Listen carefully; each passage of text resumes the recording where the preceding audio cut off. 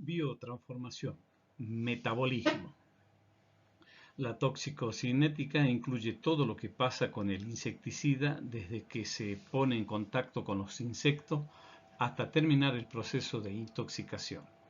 Los pasos de la toxicocinética de la relación insecto-insecticida son: el paso cero, que el insecto tome contacto con algún compuesto.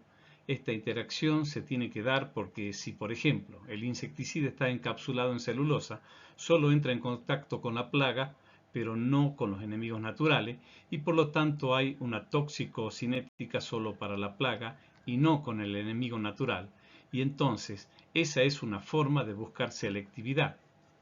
De aquí que muchos fracasos de insecticidas son porque in vitro es efectiva la molécula, pero en la práctica no ocurre este paso cero por algún motivo.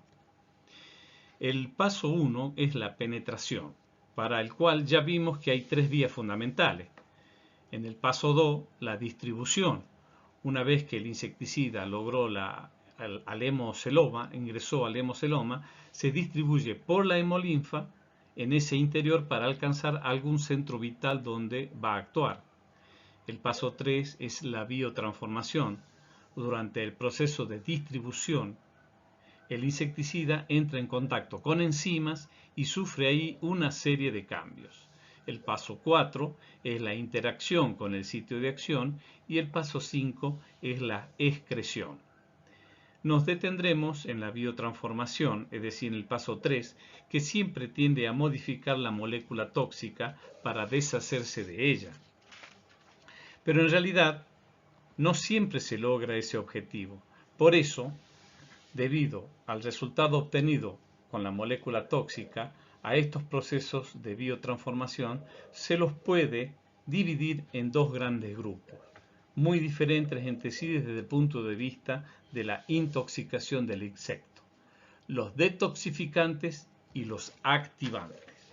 Los detoxificantes en general, como cualquier organismo vivo, tienen como resultado productos más polares, más hidrosolubles, ideales para lo que quiere hacer el insecto, que es deshacerse de él.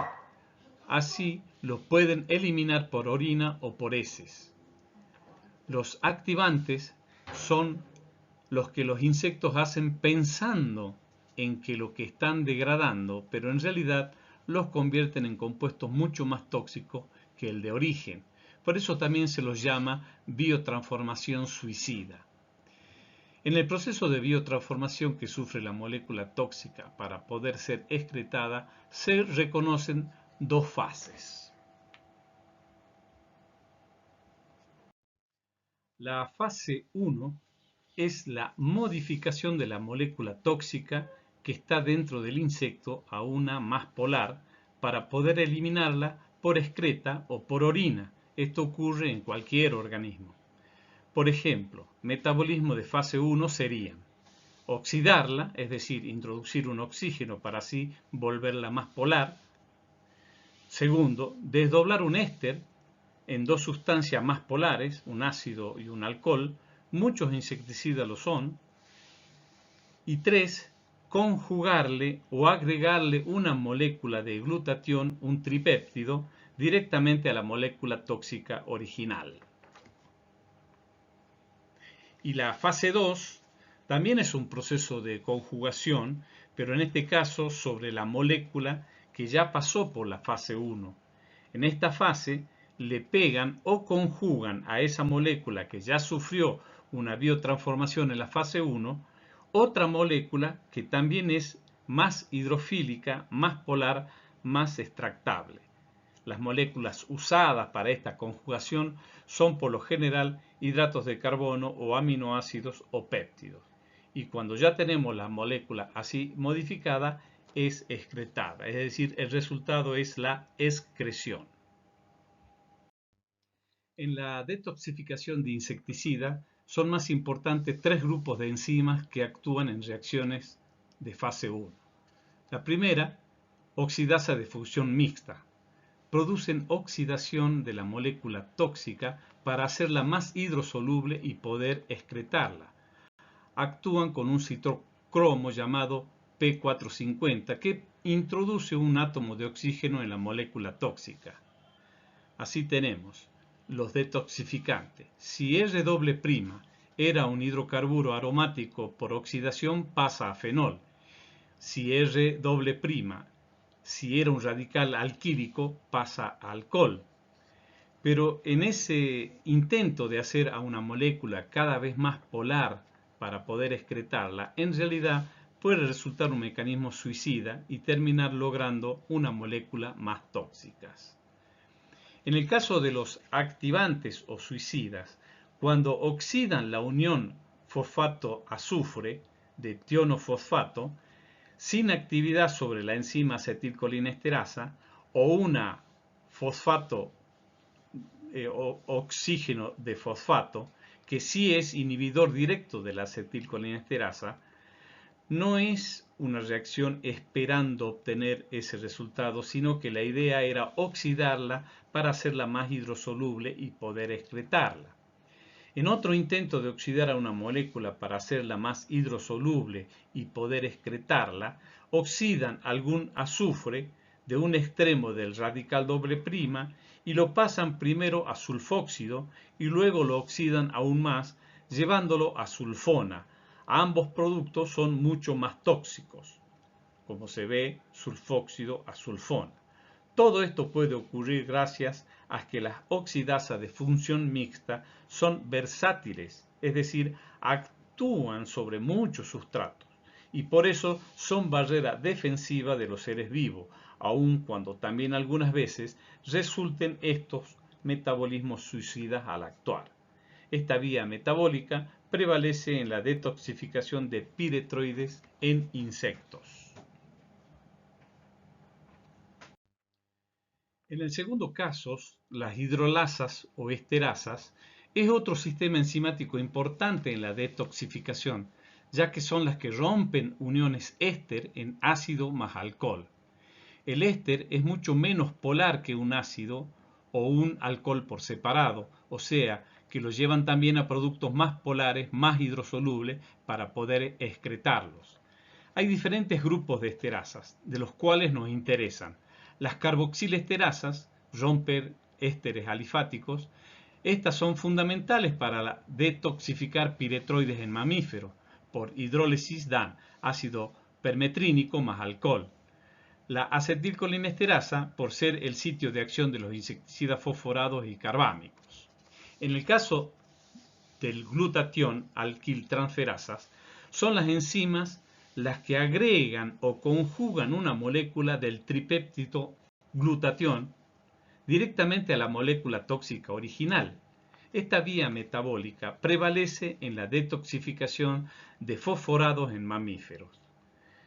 Para mamíferos, un dimetilfosfato o fosforado es menos tóxico que su correspondiente dietil, R' igual para ambos, pero esta enzima es más efectiva detoxificando la molécula con 2 metilos que con 2 etilos.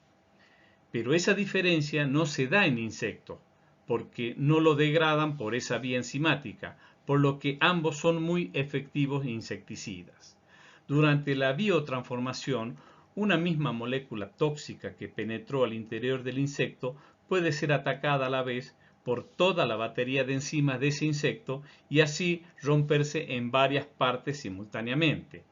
Y de ese balance de todas esas reacciones puede surgir una molécula más tóxica o más activa o una molécula excretable.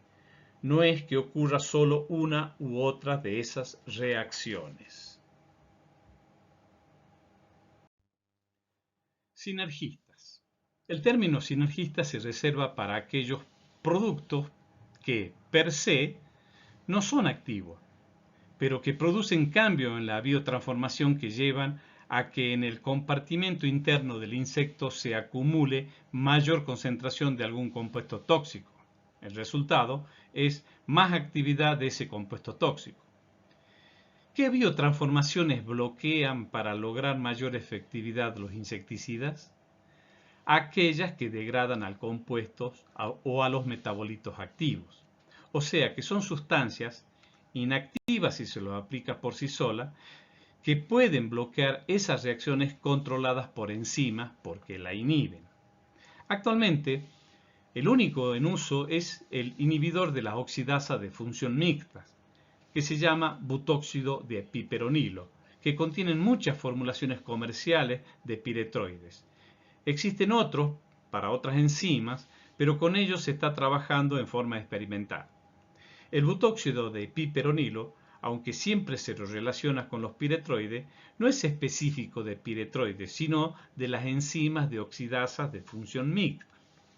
Como estas enzimas son las que principalmente contribuyen a la degradación de piretroides, carbamatos y fosforados en insectos, en realidad el butóxido de piperonilo es un sinergista para cualquiera de estos tres grupos.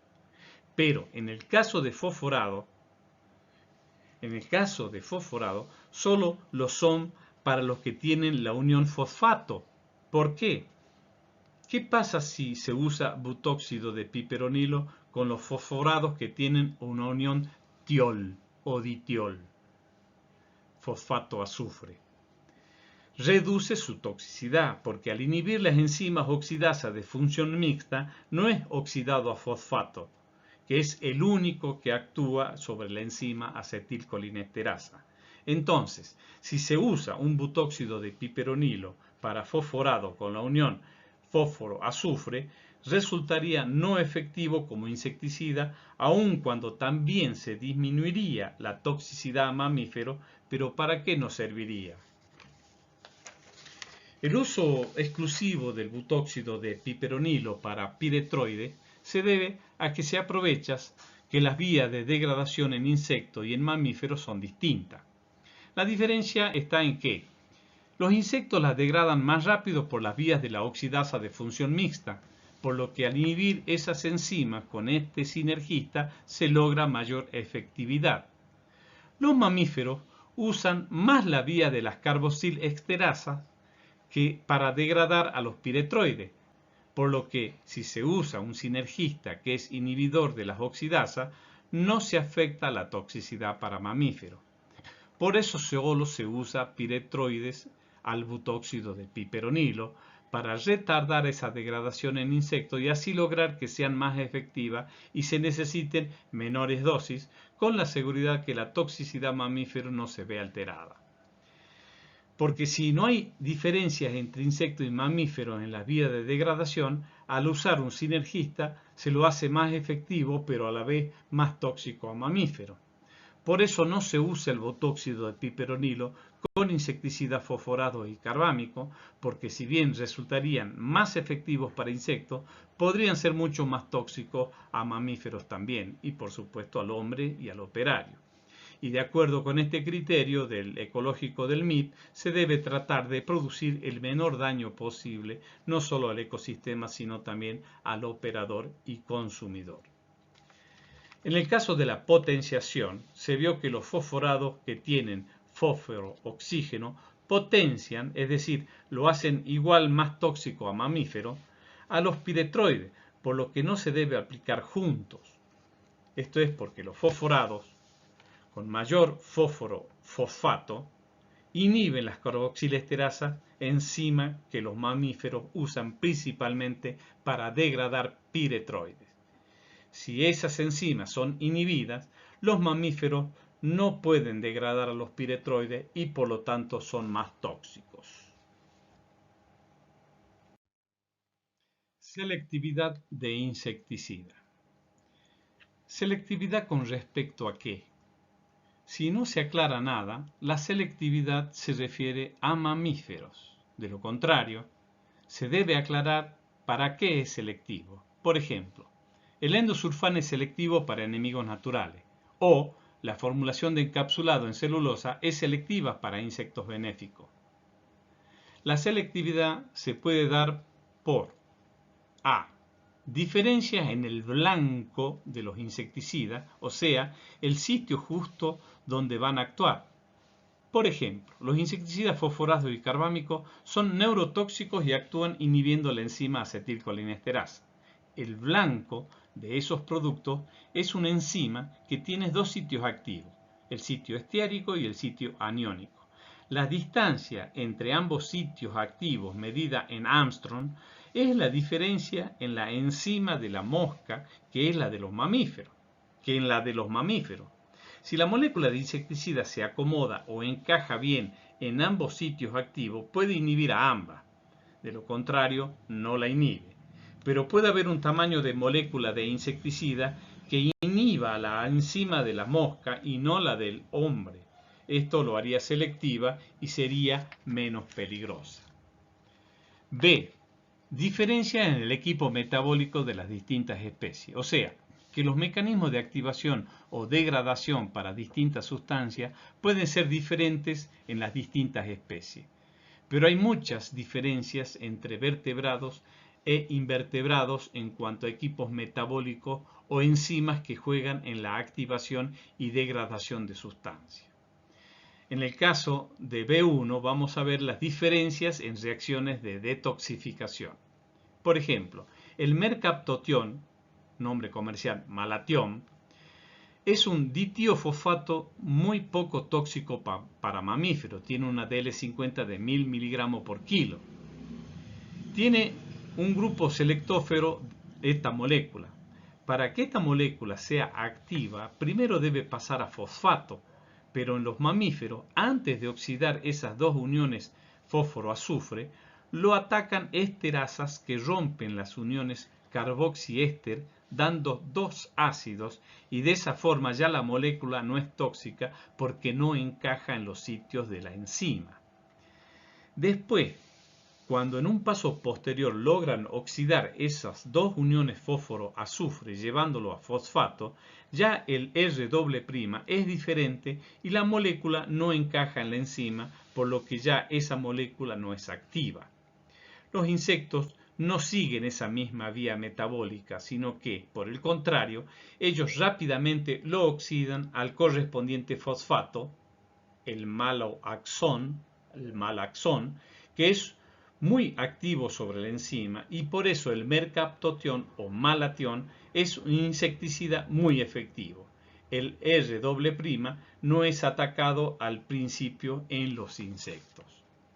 Pero el maloxón, correspondiente fosfato del mercaptotión o malatión, no es selectivo, porque a pesar de tener el grupo selectófero, como ya tiene las dos uniones fósforo-oxígeno, también en mamífero va directo a las enzimas antes que las esterasas ataquen al grupo selectóforo. Es extremadamente tóxico como lo son todos los fosfatos por el mismo motivo. El maloxón está prohibido por su elevada toxicidad, como así también la mayoría de los fosfatos que no necesitan de una oxidación previa para actuar. O sea que para que ocurra la selectividad, además del grupo selectófero, es necesario el factor demora, que es el tiempo que lleva para pasar de ditío a fosfato. Ese tiempo que necesita el malatión para que pase el ditío a fosfato le permite a las esterasas actuar sobre el grupo selectófero y detoxificarlo, llevando dos ésteres a dos ácidos. Pero como el malaxón ya es un fosfato, no hay factor de demora y no hay tiempo para que ocurra ese ataque al grupo selectóforo. Por eso está claro que cualquier fosforado será selectivo si tiene factor de demora y un grupo selectóforo. Y por eso no hay fosfatos selectivos, no hay fosforado selectivo, porque puede tener un grupo selectóforo pero no tienen factor de demora. B2. Diferencia en reacciones de activación. Estos fabrican una molécula proinsecticida que no es activa como tal, de modo que los insectos pueden activarlas y los mamíferos no pueden. Veamos un ejemplo. El caso del carbofurán con el carbosulfán. Los R' de ambos son iguales, pero en el caso del carbosulfán, todo esto acá, la molécula es muy grande y no encaja en la enzima. Con ese puente de azufre no son inhibidores de la acetilcolinesterasa porque la molécula no encaja en sus sitios activos, pero cuando se lo aplica a insectos actúan igual que los otros carbamatos. Es por ese puente azufre se rompe fácilmente en insectos, pasando a ser una molécula activa. Por eso en mamíferos esta reacción para romper el puente azufre es lenta y por eso es menos tóxico. Otro ejemplo es el PROMET. Esta es una molécula completa que no encaja en la enzima, metilcarbamato, azufre, metilcarbamato. Pero los insectos rompen fácilmente ese puente azufre y separan los metilcarbamatos que son activos porque cada uno por separado sí encaja en la enzima. En mamífero esta reacción no ocurre, no pueden romper ese puente azufre y por lo tanto ese PROMET es selectivo. Con estos ejemplos se introduce el concepto de proinsecticida, que significa que lo usamos, no es tóxico per se, sino que se necesita un proceso de activación para poder actuar en el blanco.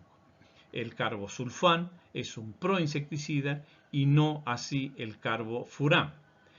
Y en fosforado, los que no son del grupo fosfato son proinsecticidas, porque deben pasar a fosfato para actuar. Por último, el sitio de acción o blanco diferencial es el caso de los insecticidas reguladores de crecimiento que no son activos en mamíferos porque no tienen el blanco en que ellos actúan, por ejemplo, metamorfosis muda o síntesis de quitina.